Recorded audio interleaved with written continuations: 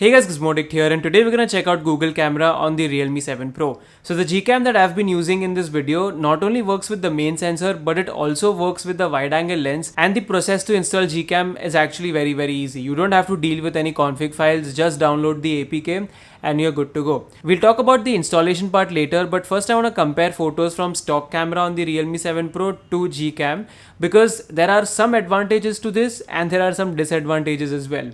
So yeah, let's get started with the photos in broad daylight, and here if you see the photos side by side, initially you won't be able to notice that big of a difference. Realme stock camera does a great job and so does GCam, but when you try to look for little things in the photo, you can see that stock camera sometimes tries to produce over contrasty photos.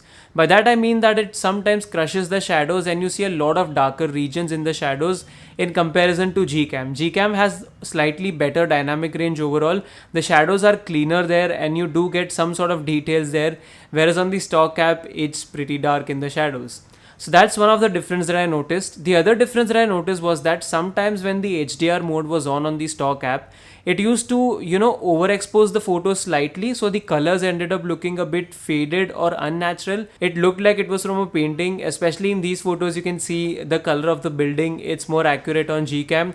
And in this photo, if you see the scene outside the window, it looks like a painting on the stock app, whereas it looks a lot more natural on GCam.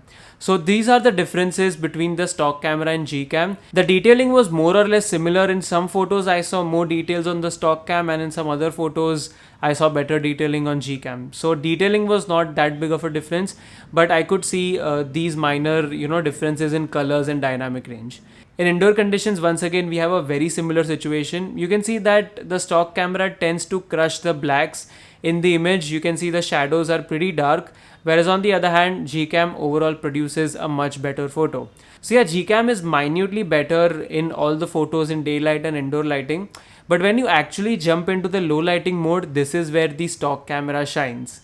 This was quite surprising to me because every time you compare night mode on any phone to night sight on GCam, night sight is always better. But here, as you can see, Realme's nightscape mode is better than GCam's night sight.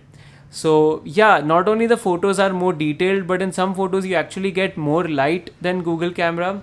So that was pretty confusing to me. Realme has tuned the nightscape mode a lot on the Realme 7 Pro, and I don't think you need to use GCam when you're taking photos in low light. The stock camera does a tremendous job, and I was quite surprised with the output in extremely low lighting conditions. So yeah, good job Realme.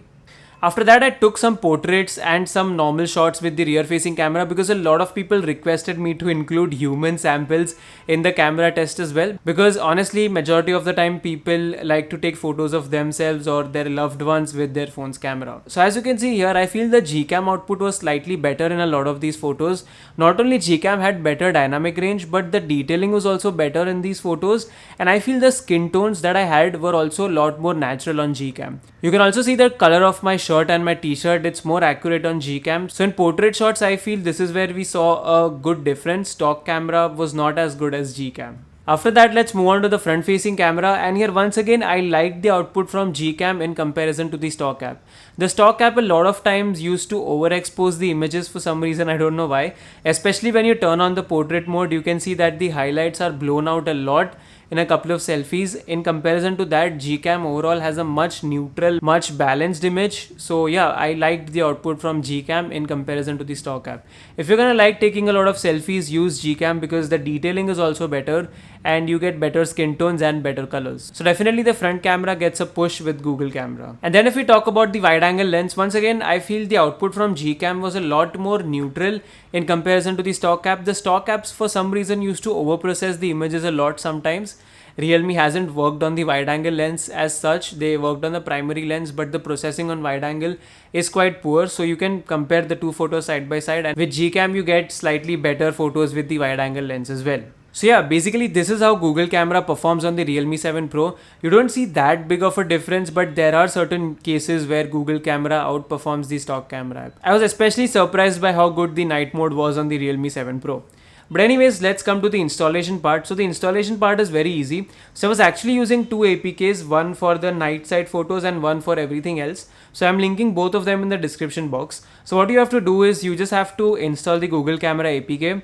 After that, give a couple of permissions, and then what you have to do is go to settings, and here you need to enable both of the auxiliary lenses. So after you do that, you will get an option of 0.6x and 2x. So when you switch to 2x, this will switch to the wide angle lens, and when you do a 0.6x, it switches to the black and white sensor that the Realme 7 Pro has. I tried clicking photos with it, but a lot of times the app was crashing. So only the wide angle and the main sensor is working, and this is how you can install GCam on the Realme 7 Pro. As of now, this is the best Google camera that I could find on this phone. If there is any update later on, I will definitely make a video about it. And yes, this also works with Realme X2, X2 Pro, X50 Pro. Basically, a lot of Realme phones are supported with this GCam. So if you have any Realme device, try it out on your phone and let me know how the experience was. As of now, this is all I have to say about Google camera on the Realme 7 Pro. If you guys have any questions, please let me know in the comments. Do let me know your feedback after you try out this GCam on your phone. And like I said, this is compatible with a lot of other devices as well, so you can try this out on your Poco X2, Redmi or any other phone. That's it for this video. Thanks for watching, and I'm going to be back in the notifications very soon. Thank you, stay home and stay safe.